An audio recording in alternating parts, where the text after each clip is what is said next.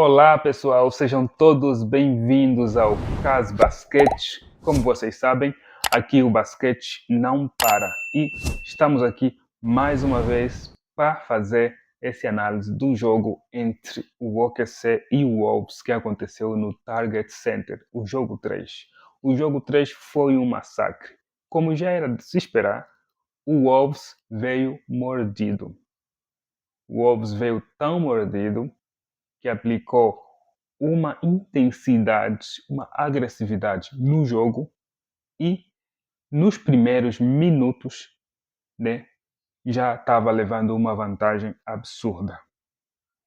O Wolves foi para o intervalo com uma vantagem enorme e Ant-Man, com 16 pontos, foi o maior pontuador do jogo todo, inclusive até de todos os jogadores do OKC, porque o OKC só pontuou muito pouco, né? 14 pontos que o OKC pontuou.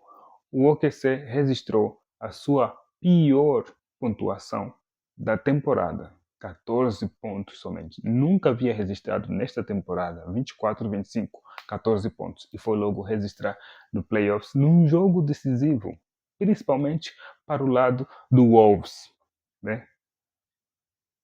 O Shai, na entrevista, inclusive, disse que o OKC, eles pareciam que levaram o jogo de forma tão fácil, não com aquela toda responsabilidade, como já estava 2-0, então pensaram que o jogo seria mais fácil. E o Wolves, do lado do Wolves, não. Era vida ou morte para o Wolves, e eles provaram isso. O Wolves forçou o OKC a 4 turnovers. 4 turnovers só no primeiro período. E o Shai só havia registrado 2 pontos. O Shai que no jogo todo registrou somente 14 pontos em 28 minutos. Também foi a sua pior pontuação na temporada. E por sinal, falando em 14 pontos, nenhum jogador do OKC passou de 14 pontos nesta partida. Incrível, né? Que noite! Que noite para o Wolves e que noite para o OKC também. Teve um pesadelo em pleno Target Center, na qual a atmosfera estava empurrando o Wolves de uma forma absurda. Um clima absurdo. Defense o tempo todo, né? E Anthony Edwards estava iluminado nesta noite. Mas quem teve o maior plus-minus no jogo foi o Julius Randle. O cara é mesmo randômico, né? Conforme alguém comentou aqui num dos shorts. É Julius Randle, é mesmo Julius Randle. O cara, ora é 8 ou ora é 80. Entregou 24 pontos e teve o maior plus-minus do jogo todo. 38. Isso mesmo, 38. Ok. No segundo período e no terceiro período só foi gerir, né? Só foi gerir. O Wolves foi gerindo, inclusive o Wolves já no último quarto retirou todos os titulares e entrou o garbage time. Isso mesmo. Existe um grande diferencial neste jogo.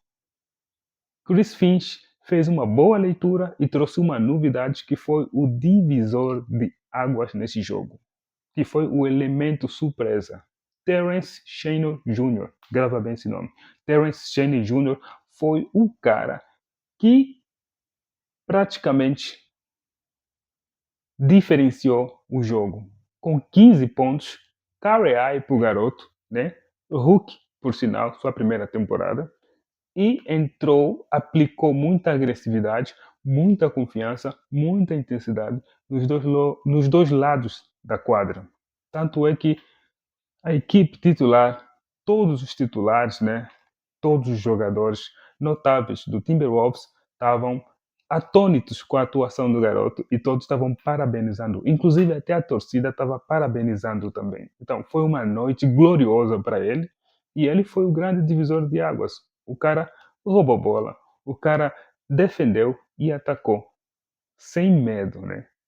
É, playoffs é pra gente grande. E o cara é Hulk, sua primeira temporada, e foi com aquela intensidade, com aquele otimismo, né?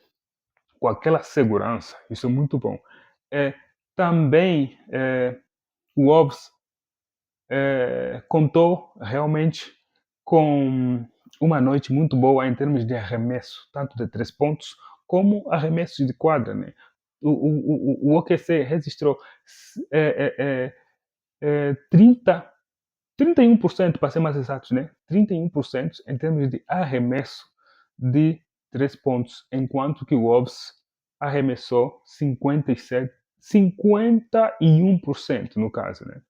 Na verdade, 50%, né?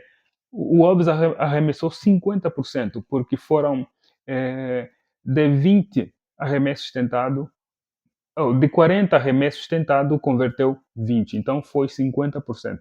Quem lembra do primeiro jogo na série entre Wolves e o Lakers em pleno CryptoArena.com, no jogo 1, o Wolves também registrou este mesmo número, esta mesma percentagem, e venceu o jogo de forma esmagadora na casa dos Lakers. Ou seja, significa dizer que quando o Wolves tem essa percentagem em termos de arremesso de 3 pontos, existe grande chance, grande possibilidade deles vencerem o jogo. E é isso que aconteceu nesta noite, né, do jogo 3. Com essa mesma percentagem, os caras levaram o jogo.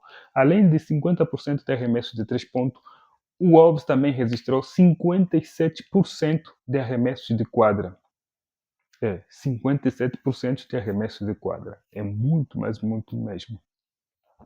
O Wolves também conseguiu 50 rebotes, né? Os caras só viveram na casa dos 50, né? Em termos de estatística, né? Incrível. 50 rebotes, né? E 30 assistências. 30 assistências é muito, né? É realmente muito. McDaniel estava muito bem no jogo. O Nasred, que não vem fazendo uma boa série com o OKC, estava muito bem no jogo também, né? Enfim, os jogadores, a maior parte dos jogadores que não estavam muito bem nas séries se deram muito bem neste jogo. Enfim, o fator casa pesa bastante e o Wolves sentiu-se em casa. E o OKC, né, que veio com salto alto, pensando que seria uma moleza, não foi moleza. O OKC levou uma boa surra, não foi moleza. Tanto é que depois, quando eles sentiram que a ficha caiu, que o jogo já estava perdido praticamente, eles estavam dialogando no banco, né? Estavam dialogando no banco e era notório a insatisfação, né? Deles também e a incredulidade. Eles não estavam acreditando no que estava acontecendo, né? Porque eles chegaram de salto alto pensando que iria ser jogo ganho, 3-0 e estariam encaminhados praticamente uma varrida. Mas não foi isso que aconteceu. O Wolves fez do jogo vida ou morte e deu tudo. Ant-Man estava imparável. Imparável mesmo. 9 rebotes, 6 assistências, cara. 143 pontos também foi registrado, né?